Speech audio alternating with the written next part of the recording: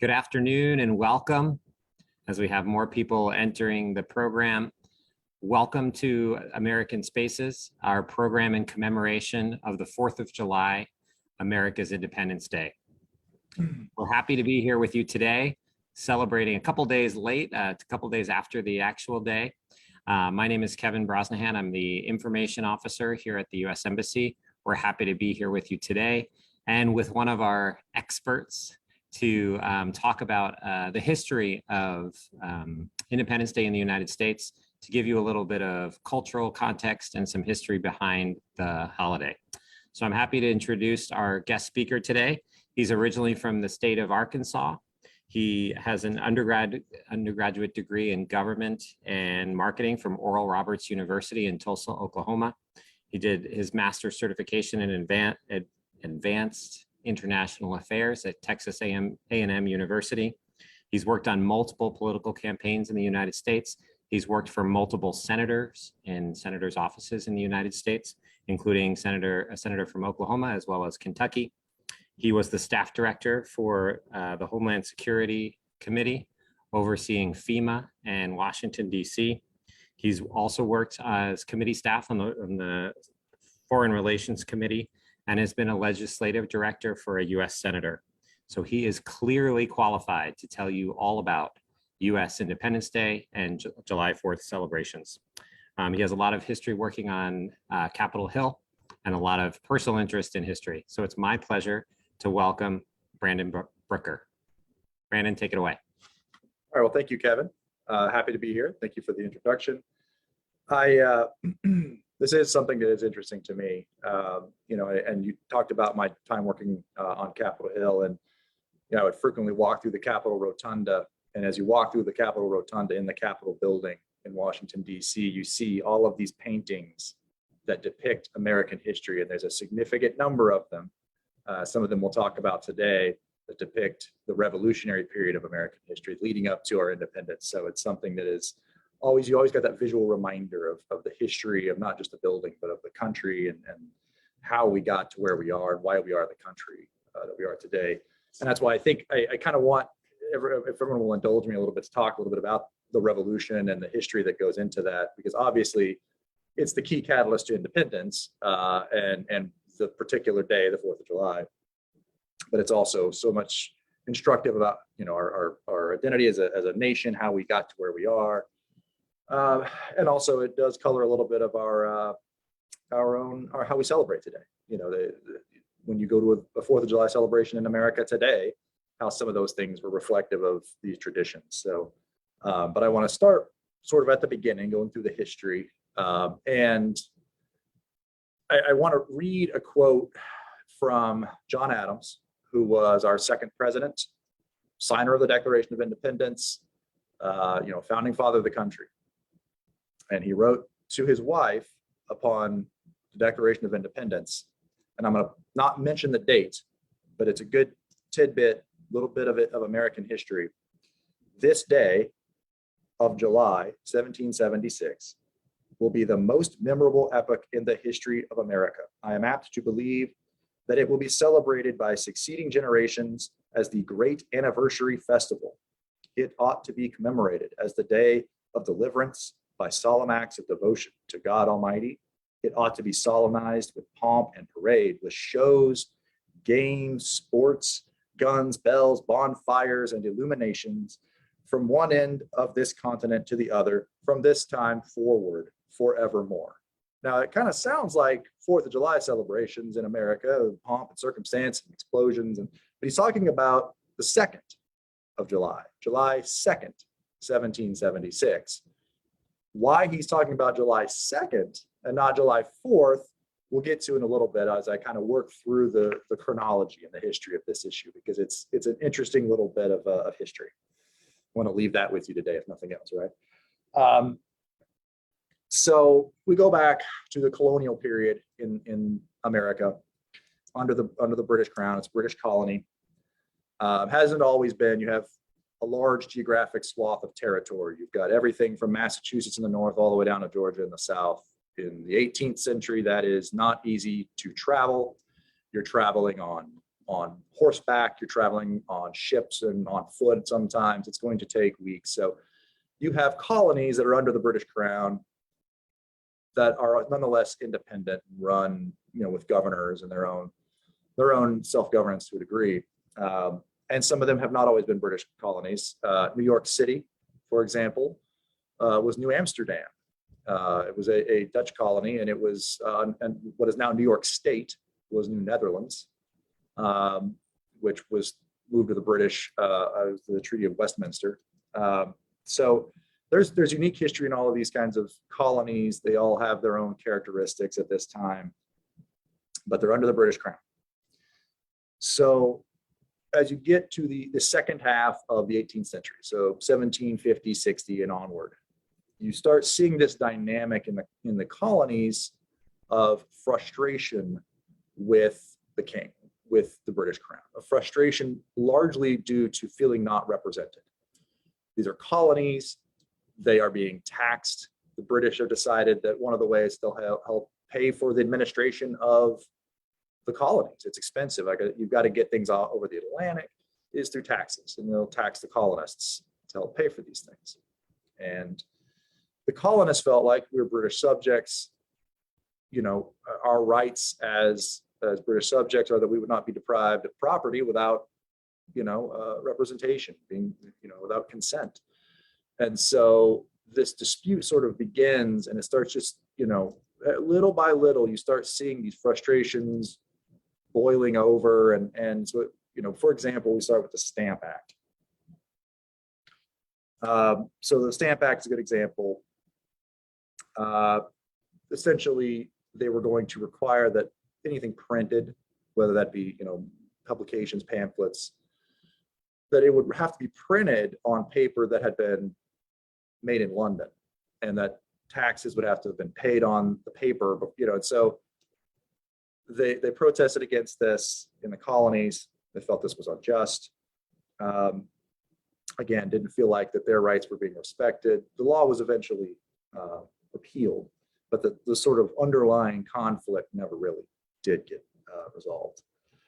And so, you start having these different measures to try and raise revenue that are met with protests by the colonists, and it sort of comes to a head with what Americans would know as the Boston Massacre, which was when British troops met a crowd of angry protesters. Shots were fired, and 5 colonists were killed, and it was sort of a touch point of when everything started getting tense. And so you have this escalating set of actions and responses, and you get to the point where Parliament decides they are going to try and monopolize the tea going to the colonies, and also to try and kind of in a indirect way try to get the colonists to pay taxes by monopolizing the tea, and by getting them to pay taxes, sort of indirectly accepting that, see, we can tax you. And so the colonists decide not to accept that premise. When they hear that this is what's happening, they refuse to let the tea be offloaded from the ships. Some of them are sent back to England still with all the tea. Some of them are left to just go bad, spoil, and some of it in Boston.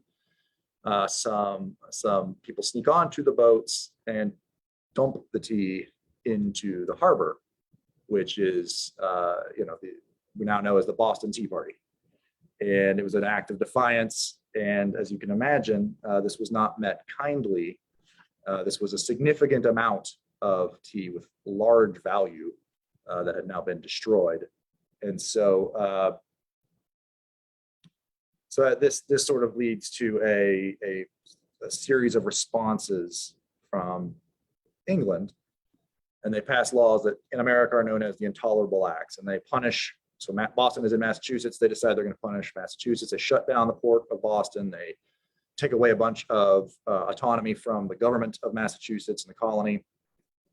They allow British officers and other, crown-aligned officials who are accused of crimes to be able to go back to England to receive trial instead of being tried in the colonies. So the colonists felt like we have no recourse if we feel that there's something unjust that's been done.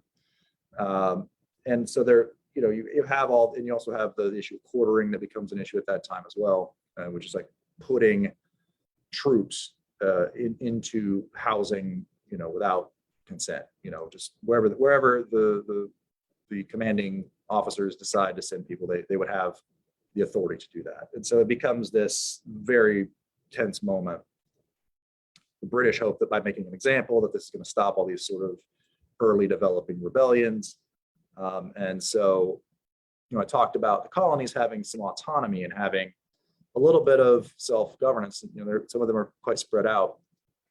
And so the colonies form the First Continental Congress as a way to get delegates from all these different colonies to meet in Philadelphia. Let's have a unified approach to all of this, because we don't really have that right now. And a lot of the frustration from England at that time is directed at Massachusetts.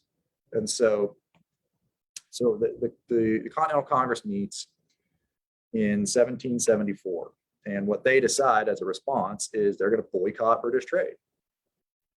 And they also send a plea to the king. Here is a list of grievances that we would love to see addressed, please, and nothing changes. And the British respond with their own sanctions. And at this point, again, there's just escalator steps of rising tensions.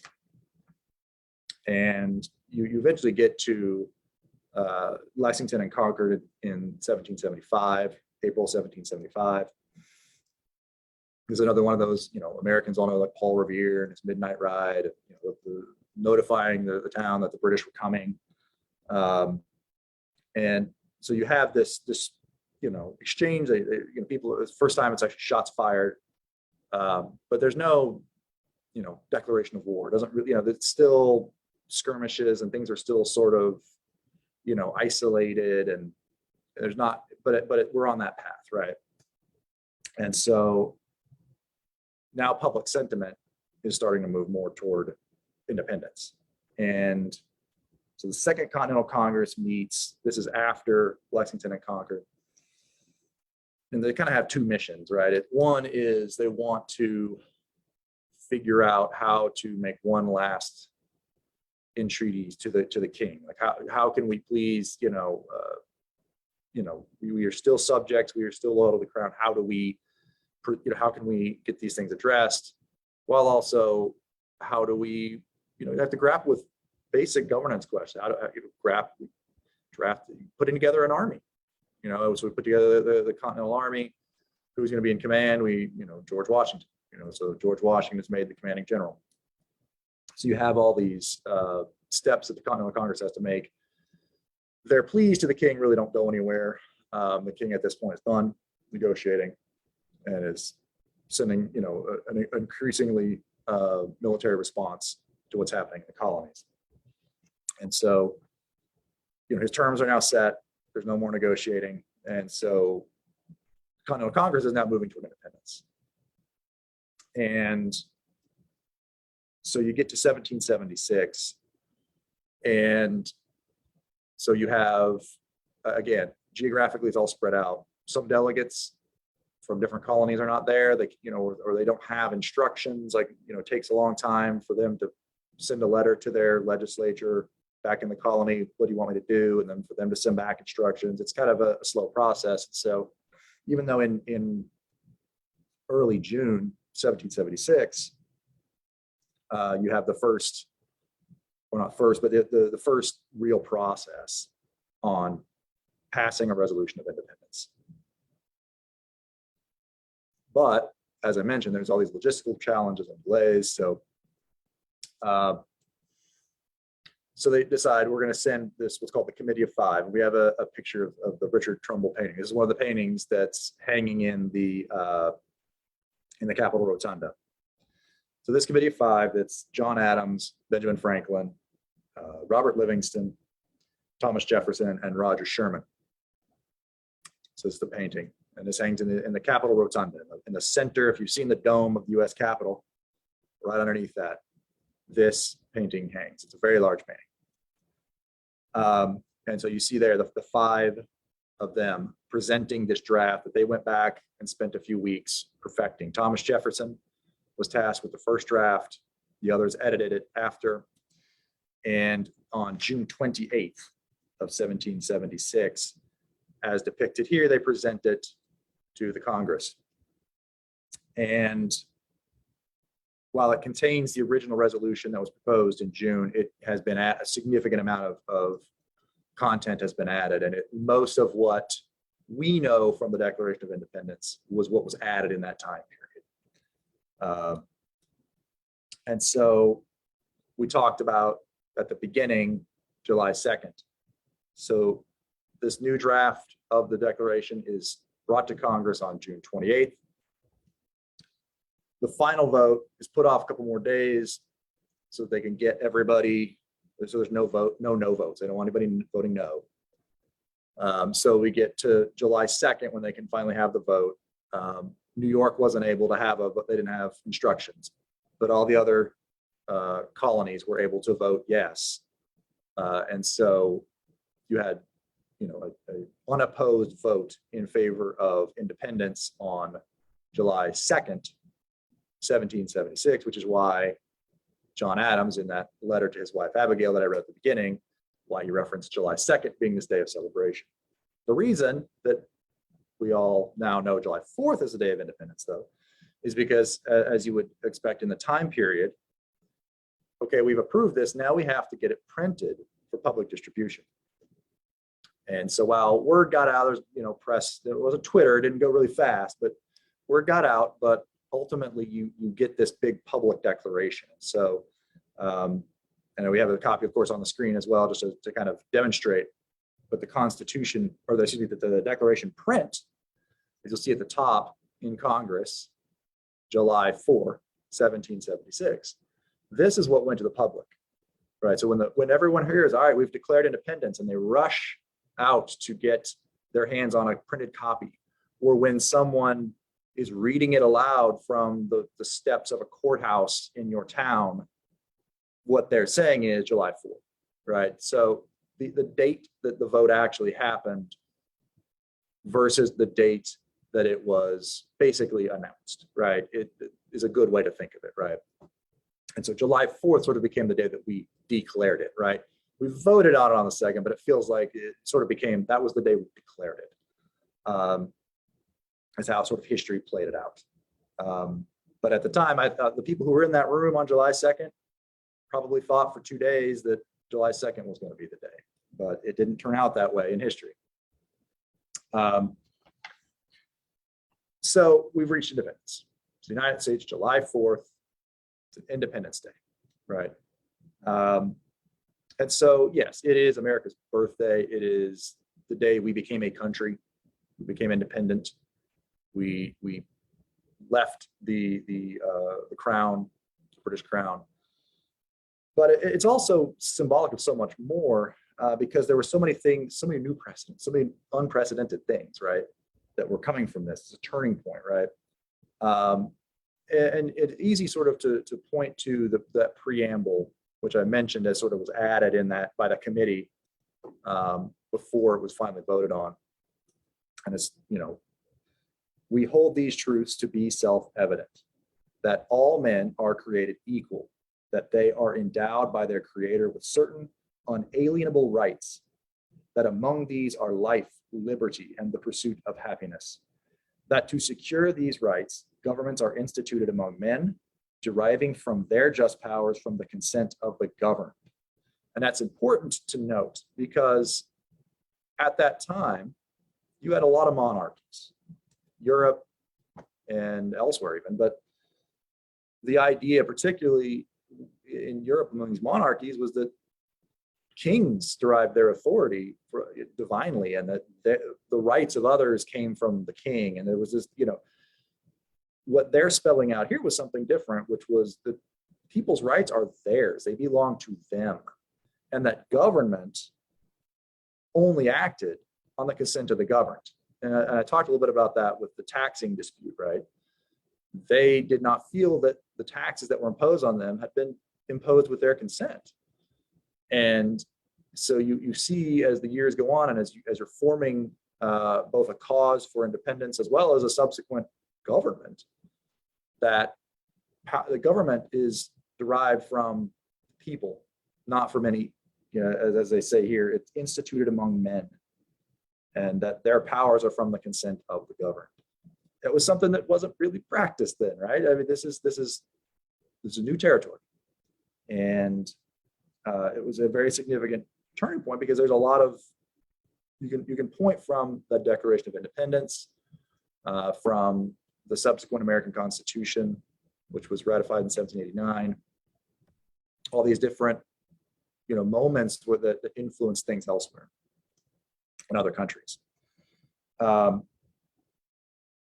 It's also just symbolically, you think about it.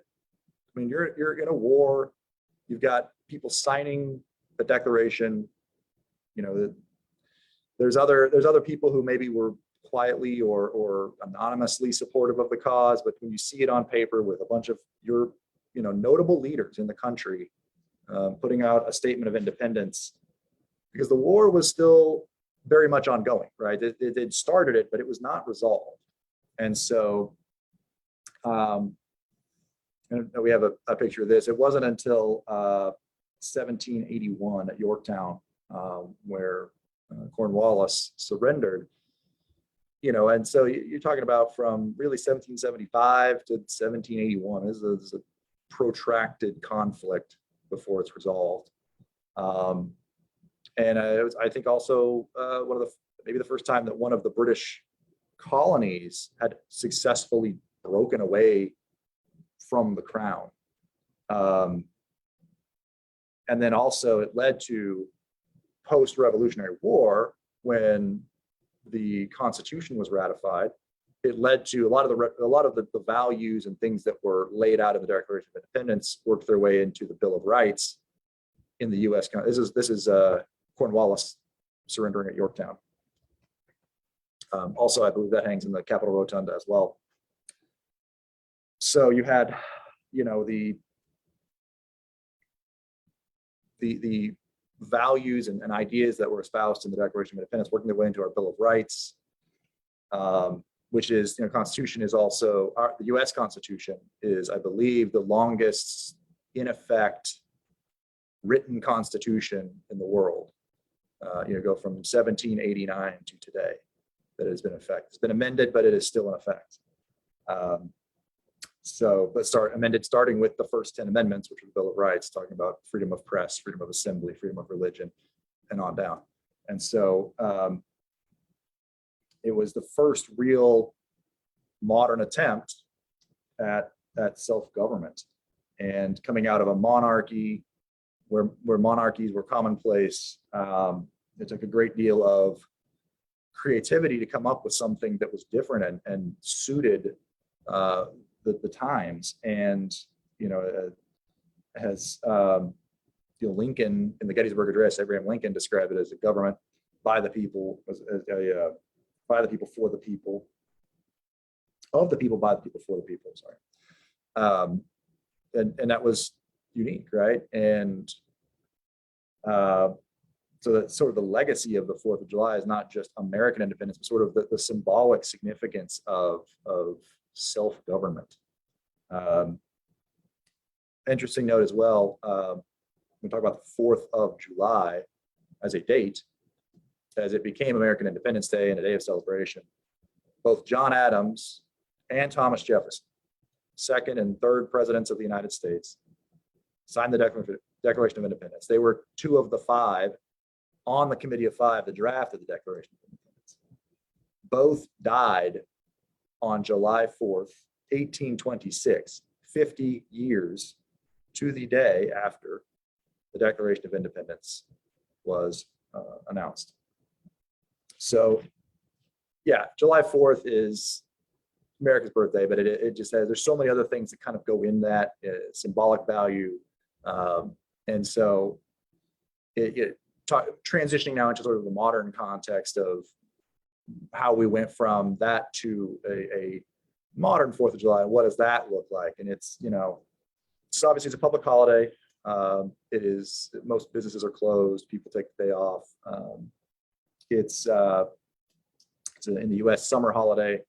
It's going to be warm to hot to exceedingly hot, depending on where you are. But it's definitely one of those that you go outside. A lot of parades, a lot of small town events. There's usually a symbolic reading, recreating the reading of the Declaration of Independence. You have someone come out, and sometimes they'll even have the prop with the scroll, read it just like they would have in 1776. And so, you have those types of events during the day, and then at night people start, the big thing that, of course, everyone knows 4th of July for in the US, maybe food, right? Because like any good American holiday, there's food element to it, but the fireworks, right? The big fireworks. And of course, there's a historical tie to having fireworks at the 4th of July, because it was the cannons that were used at the time of the Revolution when you were fighting a war in the late 18th century. The cannons were a big part of it. And so you have the booms and the airborne, so the firework sort of became the heir to that. We commemorate with the fireworks, and it's celebratory. Obviously, fireworks are celebratory, but you'll see, from maybe early June, maybe even before that. If you drive through America, you'll see in car parks, parking lots, you'll see the firework stands come up on roadsides, pull over and buy whatever kind of fireworks you want. So like people will go out in the street and set off fireworks on there, and then at night you usually have the big, in your town or at your school or whatever, there's a big fireworks show with the big fireworks go up in the air, and it's a must-see thing. Everyone gathers in fields, and they pull their cars up there and watch from afar. And you'll go several hours before to pick out your perfect spot, all those kinds of things. So it's the big fireworks show at the end of the day. It's always a big part of the celebration. So that's kind of how we end up where we are with the 4th of July. And I know a lot of it was devoted to history, but I think it's really important and in some ways fun to kind of see both, there's a fun historical element to it. There's some things that I think a lot of people don't realize about how the whole process went down with the way it was voted on in the Continental Congress. And the sort of the deeper meanings also, like the symbolic importance of independence and having self-government. So anyway, that's sort of how we have the modern day 4th of July that we have. We wouldn't be there without those historical links. And it's one of those big holidays in the United States now. There's a few of those you mark on your calendar. Christmas, obviously, but I mean, 4th of July is one of those that people mark. They go have big family gatherings, they celebrate. It's a all day type thing, and but it definitely follows on an important legacy. So yeah. With that, I don't know if there's any questions or anybody that wants to discuss it further, but I'm happy to take any if there are any questions.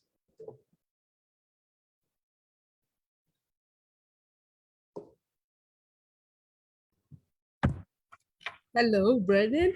Thank Hello. you so much for the great information that you shared with us. I know our viewers are putting in questions. We have a lot of interest on Facebook, on the U.S. Embassy Ghana Facebook. There's a lot of interest and questions are being posed there. So I think I would begin with the first question that I see there. So the first question from our Facebook is, did the Declaration of Independence applicable to all who were present at that time? All the colonies, was it applicable to all the colonies at that time? Yeah, and actually, that's a good question, because there was a debate about, Englishmen, or like what should the term be to be like everyone, and that's why they settled on, everyone, that all men are created equal, that they earned out, they did not use in the final draft any more narrowly tailored terms. They used broad terms. Thank you. Thank you. Good information. What was the reaction of the Crown to the Declaration of Independence?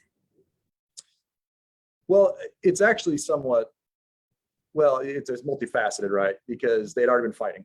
The fights weren't as centralized. In some ways, obviously, that gives you the, if you're looking at it from the perspective of the king, this gives you the proper mandate to fight it like a war. I mean, I don't know if they necessarily weren't before that, but you know, it certainly allows you to focus your efforts in a more direct way. But it also triggered a lot of other considerations for them in Europe, because a consequence of American independence is that they could now build alliances with European rivals of Great Britain. So, you know, that makes it a little bit more of a complex set of considerations. You know, as the United States obviously built a significant alliance with France in the later years of the war that was very significant in helping them win the war, probably. So, if you're ultimately, if you're the king, you have to consider all those pieces on the board. To use that metaphor, right? It's not just about how you fight in the colonies, but now you have sort of geopolitical considerations about, you know, how to manage all of your interests. And of course, the interests were many. There's actually a really good documentary, or not documentary. It's a dramatization, but it's based off of a I think a David McCullough book, but it was about John Adams, and there was an American adaptation of it. It's like a 6-part, you know, giant 10-hour thing. But you talk about the reaction of the Crown. John Adams was our first ambassador to Great Britain as an independent country. And there's a scene in that movie that, you know, it's a dramatization, but he is the first to take audience with the king as the new ambassador, his former sovereign, right? Walking into, you know, present his credential. Credentials. Wow. It is an icy scene, right? It is. The tension is very high, Right. you can imagine, but you might be able to find that video, but it's, you know, one of the only depictions I've seen of sort of that dynamic of like how the king, you know, greeting the new United States ambassador after the war. But you know, talking about the precedent set. I mean, this is not something that had happened. Like just colonists breaking and throwing aside a king. And that was just, you know, something that was so novel at the time, hard to process, right? Hard to process, yes. And I bet he was living the letter he wrote to the wife, and he would, I believe he was very proud presenting those credentials on that day. Yes, but as you can imagine, he was not a very popular figure in London in the 1780s. Yes. He won't be popular. He won't. Oh, thank you so much for the amazing answers we are receiving. Interesting answers. We are learning a lot from you. Actually, the Tea Party is not actually a party, but a rebellion. Great. It's good to know all this. It's good to know all this. Thank you. And then, you know, the questions are flowing in. So I think I would continue with the questions. The next question from a Facebook viewer, it's why did the states maintain their names since they had ties to the English? Yeah, that's a good question. I actually had written down some notes, you know, some of the origins of those names too, because you had Georgia was named after King George, King George II. Carolinas, North and South Carolina, were named in honor of King Charles II using a Latin. Then you had Virginia, which is named after Elizabeth I.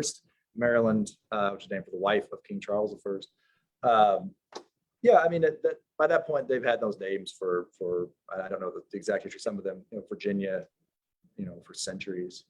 You don't necessarily just sort of cast those aside easily. So I would have to go back and look at the exact reasoning and whether that was considered. Maybe some of them did consider taking new names, but I think at that point you've had a long legacy with that name in some of those cases. So, it probably didn't make sense at the time to try and rename. I agree with you. I agree with you. Thank you for that amazing answer. Obviously, my parents gave me Rita, and I don't think I've bear this name for so long. I don't think that at this point in time, I want to even change the name again, because yes, I'm used to the name. Okay, so the questions are coming in still. I think I don't know whether this person joined us later, but he wants to know who originally wrote the Declaration of Independence. Yeah, no, I'm glad to talk about it again.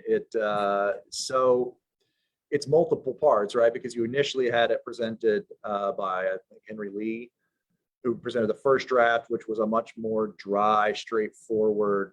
We are declaring independence. We are casting off the king. We will, send messages to the colonies to, start forming a new government. And that was presented. Then you had this time period where they didn't have the delegates necessary to really proceed. And also they wanted to get a document that sort of met the moment. And so you have that committee of five, you saw the painting of, and that was primarily Jefferson, who was tasked with drafting, who was tasked with drafting the first draft. And a lot of what you see in the first half of the preamble was what he wrote with some edits, but his text was I think largely shown, I think, in that portion. But yeah, the others edited, and then also you had edits when it went on June 28th to the whole Continental Congress. You had further edits from the whole Congress. So, as often happens in lawmaking, there's no one person that gets a monopoly on the content. It's going to get a lot of different people that will provide their input and changes to it. And that's ultimately lawmaking. This is sort of the first one, the most important one. Like, we want it to say the right thing to get everybody. I said, like, they don't want anyone voting no. We don't want this to be a divided opinion. We want this to be a united statement that we are moving toward independence. And if that means making edits here, making edits there, who has authorship of those edits, but ultimately, if you're going to, the person who is by history known as like the largest author of the Declaration of Independence, it is Thomas Jefferson. Oh, okay. Thomas Jefferson. Okay. Thank you. Thank you. We're learning history today. No wonder you spent a lot of time in the Capitol. You are giving us all that we need to know, and we are so grateful for having you. Thomas Jefferson so despised being president of the United States that he left it off his tombstone. Did you know that? Oh, wow. Thank you. President of the University of Virginia. That was the. Oh, wow. He put on his tombstone. Yeah. Okay. President of the University of Virginia. Oh, good. Wow. Wow. Interesting. It's getting interesting. So the questions are still coming in. You can imagine we have a lot of people on Facebook watching this program with us, and a lot of compliments as well for you. So I'm going to the next question. How many states existed at the time of the Declaration of Independence? There were 13 colonies. The northernmost was Massachusetts. The southernmost was Georgia. There were obviously a lot of territorial claims further south and west. You had Florida, which I'm sure I think that one went from Spain to Britain and back to Spain after, so like they were there. And there was, obviously when Britain abandoned North America, those territories that had not been formal colonies and were not largely populated, but they've, the United States now created, took possession and control of territory through what is now Ohio, Kentucky, basically everything east of the Mississippi River, with the exception of French claims in the south part along the Gulf Coast, which is now Louisiana. Thank you. Thank you for the interesting facts. We are getting on and on with our questions. So a viewer is asking, was the Constitution drafted at the Declaration?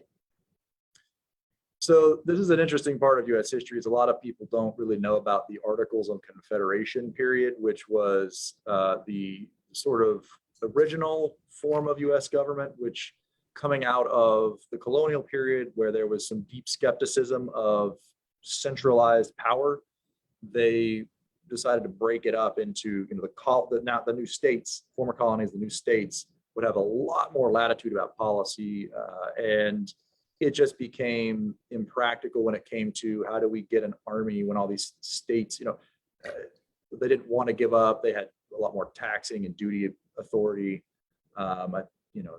It just didn't work. It was impractical, and there was a lot of deficiencies that after a few years became clear. It worked for the revolution itself, but by 1787, they were like, we need to go back and reconsider revisions.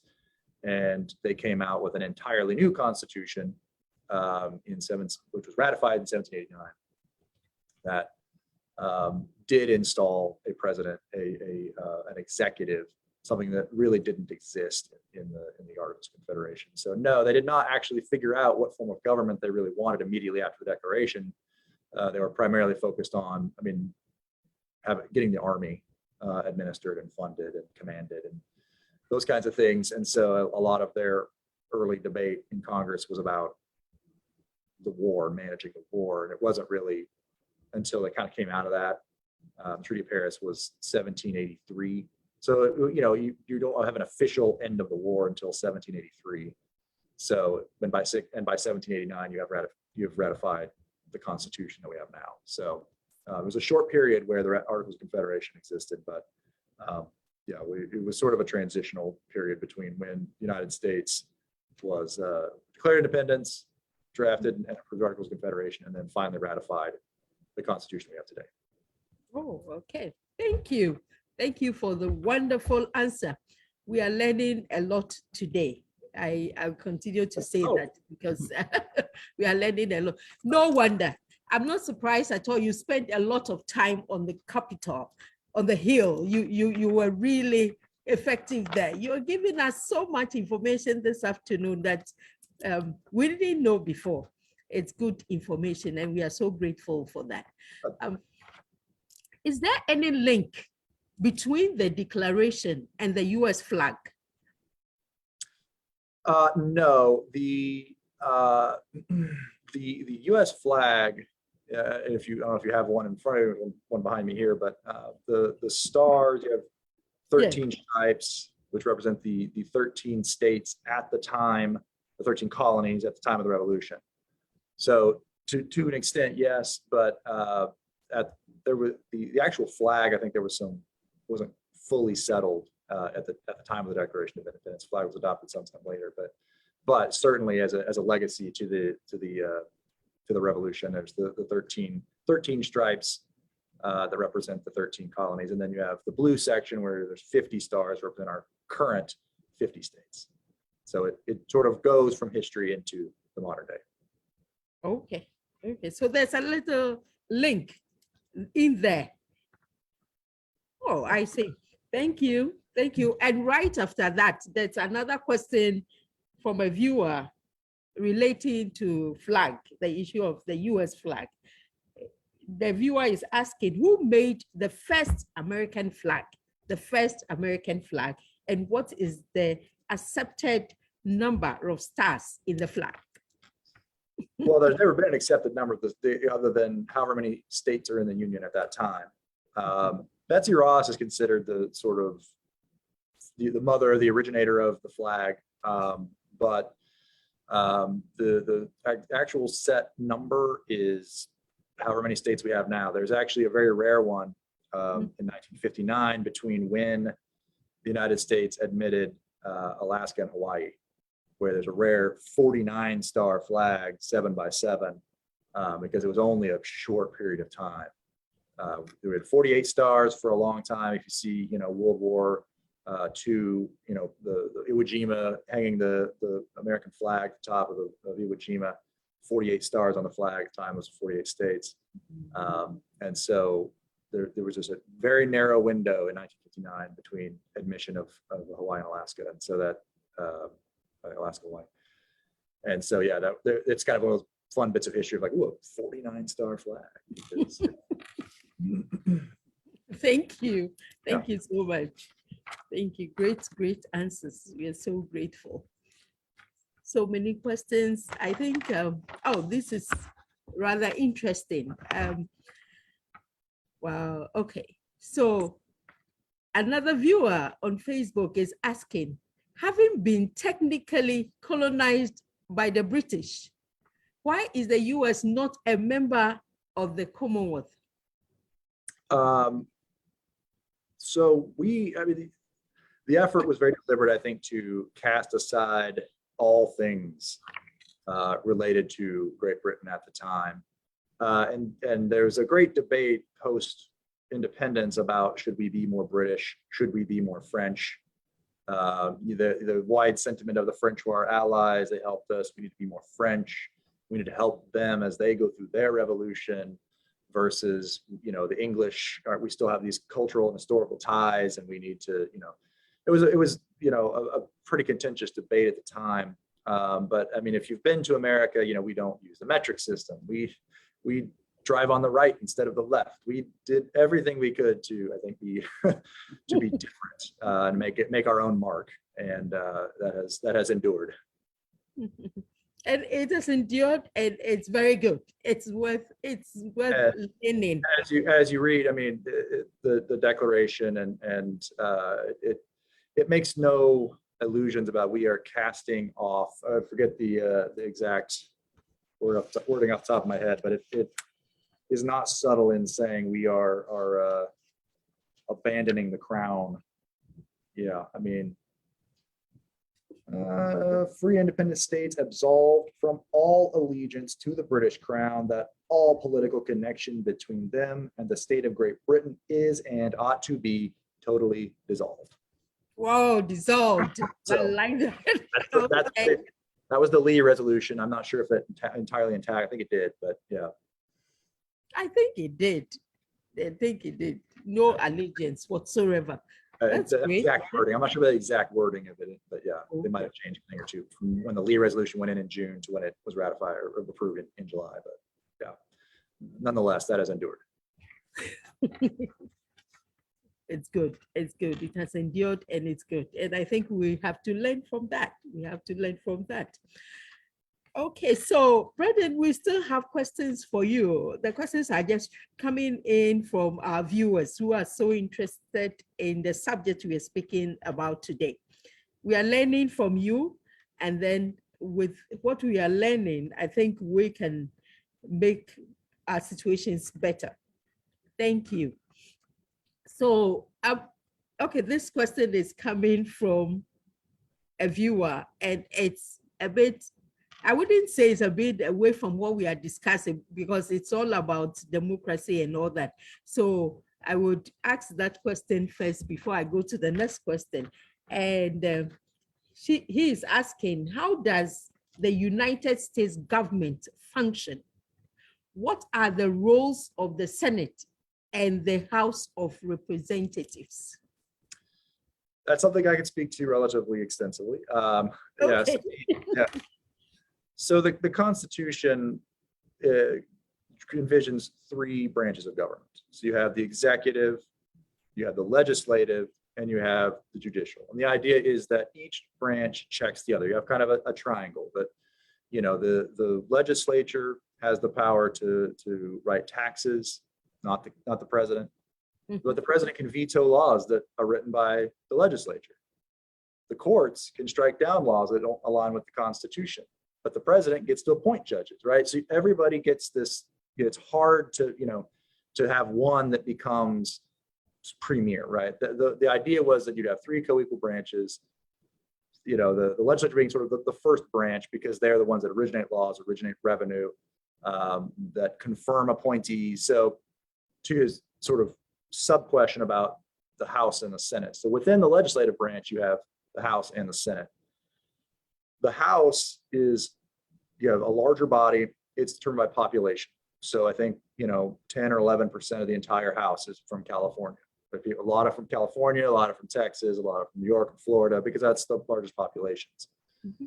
The Senate is comprised of the states. Each state has two representatives in the Senate. So the idea being that any laws or proposed laws that come out of Congress would have the approval of both the largest populations and all other states, you know, and you'd have this opportunity to collaborate, to compromise, and produce legislation that represented the priorities of all involved in the union. Because ultimately, as with colonies and as we have now, we have a union of states, and you know, so the president then can veto it if he wants. Congress can override that veto with a large majority. So it, you know, there's still checks and balances, but within the legislature, and then each legislative body has specific authorities. So the House, as I mentioned, has exclusive jurisdiction over taxes and revenue. If any legislation is going to raise a tax, it has to start with them. It still has to be passed by the Senate, but it has to originate in the House. And for the president, when he nominates his Secretary of State or his Secretary of Defense or Education or judges, Supreme Court judges, they go to the Senate. And the Senate then provides advising consent to confirm or to reject those nominees. So each unit has its own specific role. House originating taxes and revenue, the Senate approving nominees. They, you know, how they're comprised is different, but they together form the legislative branch, which has its own set of functions within the three branches, if that makes sense. Happy to answer follow-up. Yes, it does. Thank you. So the House of Representatives, they do the taxes, and the Senate do They the originate. House. The Senate can still pass. The House never gets to consider nominees, right? That's only the Senate. The House originates a revenue bill, but it still has to go to the Senate, and they will then, you know, debate it. So that actually creates a lot more, creates a lot more process through the Senate than it does the House, because the House will never consider those nominees. They don't do that. So, but yes. Thank you. Thank you for the Revenue insightful. must originate there. Thank you. Thank you for the insightful answer. We are so grateful. Thank you. We're getting to know more about the US Senate and House of Representatives. Okay, so the next question is, what is the Bill of Rights?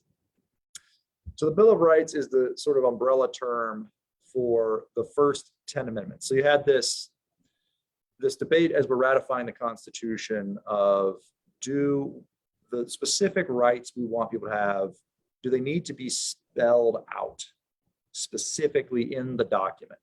Because there was, you know, there's concern that, like, well, we don't word it right. It's, you know, it might invalidate, you know, we have Congress could just pass laws to do those things. And ultimately people were uncomfortable ratifying the Constitution without that. So what they did is they ratified the Constitution within 10 amendments, which we know as the Bill of Rights, but those spell out, First Amendment being the most famous because it sort of addresses all the concerns that the colonists had with the British, that you had freedom of press, that nothing could be done to stifle the press and what they report, what they print, the government, and the way it's phrased is Congress shall make no law. So they are specifically stripping Congress of the ability to legislate what the press can talk about or print. They are stripping Congress of the ability to legislate what you can say by protecting your freedom of speech. They are stripping Congress of the right to stop you from assembling, because one of the First Amendment protections is the freedom to assemble and to petition the government for redress of grievances. So if you have a protest, you want to do it peaceably, the Congress cannot restrict you from doing that. And so on you go through the Second Amendment. So the Second Amendment is about firearms. It's about the people who have the right to possess and own guns. Then you have the Third Amendment that prevents quartering, which is kind of an obscure one now, but at the time was a very hot topic, right? Because it was one of the Intolerable Acts, was permitting quartering of British troops.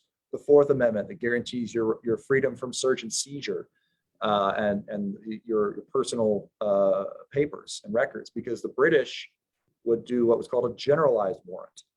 They would go into your home, collect all your papers, and go back to wherever and look through them. And if they found evidence of wrongdoing, they'd come arrest you. So what the Fourth Amendment protects is that it requires the government to go to a judge and present evidence and the judge must approve that search, right, or seizure. And so making them articulate specifically what is their reason for doing it is a protection. And of course, like a lot of things that in the modern era, what is, was your phone? How does that work? So but the bedrock protections are the First through 10th Amendments.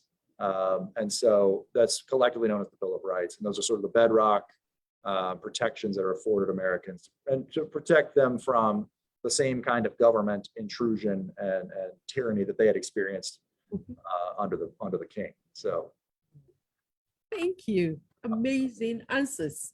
You've given us so great answers, and time is not on our side. We have so many questions left unanswered from our viewers, and we are running out of time. So I think I would pose the one question, and then we would wrap up. You will give us a wrap-up statement, after which we would end the program. In the United States, I think this question must be asked. In the United States, what are some of the mechanisms to stop one branch of government from becoming too powerful?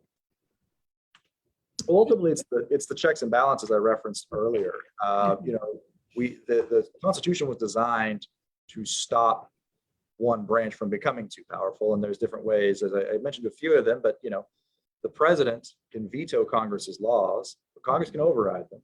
Yeah. The courts can strike down laws from Congress, but Congress approves the judges that are nominated by the president. So courts can strike down things. Presidents appoint the people in the courts who might. So nobody has a monopoly on any one of these levers of power. Is the idea. The frustration with the king was being able to tax, so they take that away from an executive in the Constitution and they give it to the legislative body, the elected representatives of the people. They can make decisions about taxes and revenue. And the idea being that if they raise taxes, it would be done with the consent of the governed, because those people who raised the taxes did it after being elected. And of course, the president can then veto that if he wants. And so and then if the legislative branch can veto it or reverse the veto, or if it's unconstitutional, the courts could strike it down. Like there's all these different avenues. Mm-hmm. So in order for a law to endure, it has to survive a lot of those different tests, and it makes it it's difficult. But I think my view is that it was designed to be difficult. It wasn't. If you want it to be easy, you have a king who just declares this is the law.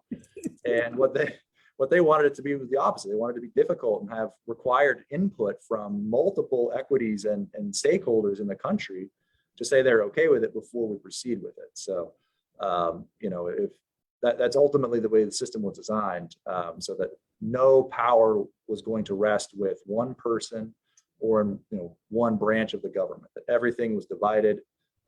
And that there you get checks and balances to prevent the kind of abuses of power that they had endured during the colonial period. Oh, thank you. We've learned a lot from you. Checks and balances to stop any arm of government from being overly powerful. That is great. That is great. And I think it's something that worth exemplifying. It's something that we all need to learn. We all need to learn, even in our household. Nobody should be overly powerful. Thank you so much. Thank you. It's been great having you here this afternoon. You've given us wonderful information. I keep saying this over and over, that no wonder you spend that much time on the Capitol. You have given us great information for which we are so grateful. Do you have any word of advice for us before we end the program? I couldn't help but notice that, just as John Adams declared, that July 2nd was going to be the day of independence, but ended up being the 4th, 2 days later. Here we are 2 days later after the 4th. I think it's appropriate that we just follow the 2-day pattern. I'm sorry we couldn't be here on the 4th, but I'm glad that we kept in that timetable. It's good. I appreciate everybody. Those of you that are online watching, enjoyed it. Enjoyed getting to spend the time with you, and maybe someday we'll do something like this again and talk about some of these unique parts of American history and how we got to where we all are today. And we'll follow the 2 days pattern. Yes. Thank you. Thank you so much. Thank you. It's been Right, wonderful. It's been wonderful. Thank you, Kevin, for the opening and introduction. And to Brendan, we say great thanks for sharing the amazing history around America's independence. A wonderful presentation, and for working with the public affairs session as well. Please accept our appreciation for your time and for the astonishing education you've given us this afternoon. I appreciate it. Thank you. You were very clear, you were on point, and there were no ambiguities whatsoever about your presentation. To our viewers, we say thank you all for joining, and thanks also for the great questions you asked today. Thank you all. Before ending today's program, we invite you to take a few minutes to register at the link provided in the comment box to have access to a state-of-the-art free database known as eLibrary USA.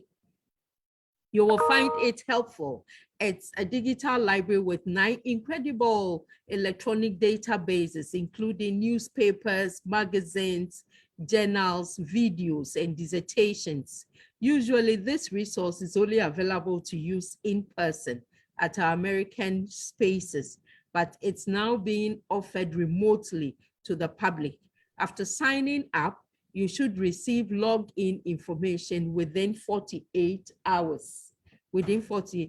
And that concludes our program today. Thank you all for being part of today's program. For more information about our future exciting virtual programs, follow us on Facebook, Instagram, and Twitter at the US Embassy Ghana, and subscribe to our YouTube page also for other segments of our programs. Please stay safe. Enjoy the rest of your day. Thank you.